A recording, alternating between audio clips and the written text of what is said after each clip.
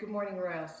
I have curriculum leader Ian McPherson videotaping this presentation, so any technical questions you can direct those to him later.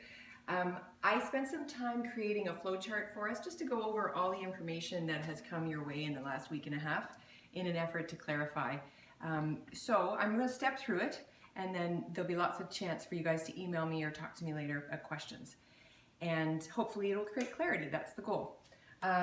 So if we look at our little R's here, these would be all the Ross Royals. This is our teacher here and all the little Ross Royals in the orbit around them, distance learning.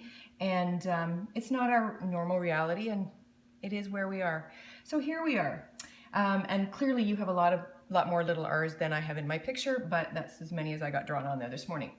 So in a perfect world, our teacher is delivering the program and the kids are engaged. It's an awesome situation. Everybody's doing their best and the students are earning their credits.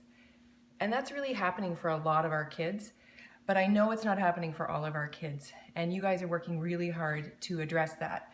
So there's a few steps that can happen that are already happening, but just to clarify, the first scenario is where a student has no access to a device. And that has been a fluid situation that sometimes changes.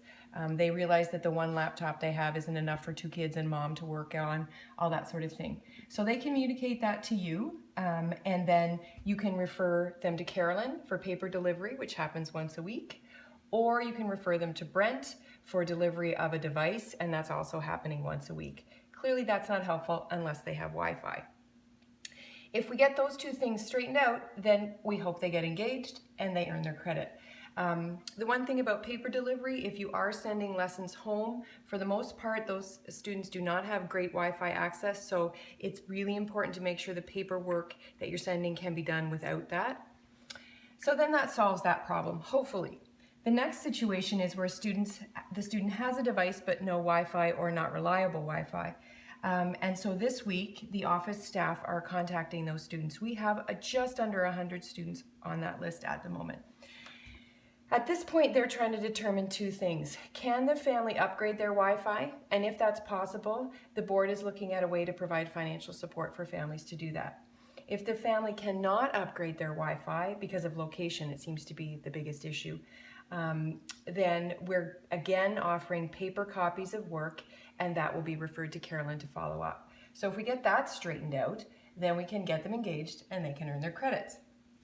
Those two are pretty straightforward, and I think that everybody's doing a great job. Down here, it gets a little more complicated. You're in your classroom working with your kids in this distance learning model, and you have a student who was engaged, or at least was communicating at the beginning, and they stop. So they might self-refer themselves, and that could be to resource, guidance, student success, wellness, and get some support that way. But you are doing your best to re-engage them. You're doing all those things that you normally do. You email them, you phone them, you try the emergency number, and you don't get anywhere. So given what you know about those kids, you then make a referral. And that could go a lot of ways. It could go to resource, and Becky and I have talked about that. They're going to talk to all the teachers and just see how the kid is doing overall, review the IEP, try to help teachers ensure they're implementing it, and figure out if support staff can be helpful. So resource is working through those. You could be referring to the VP. Depending on the previous history of that student, the VP might refer that on to someone else. It could be a student that's already working with Jean or Joanne or guidance, but they're going to work with the teacher, the family, and the student to try to re-engage. And that might be communication, that might be a number of things.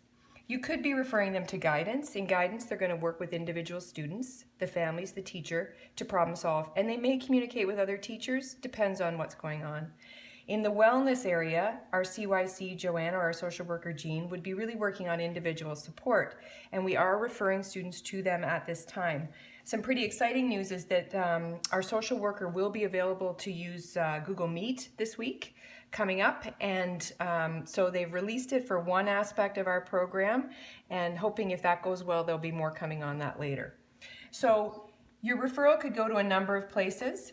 If all of these groups of people are struggling and are not helping you get that kid engaged, then we do refer to our in-school team, which is also still meeting on Tuesdays, led by Travis.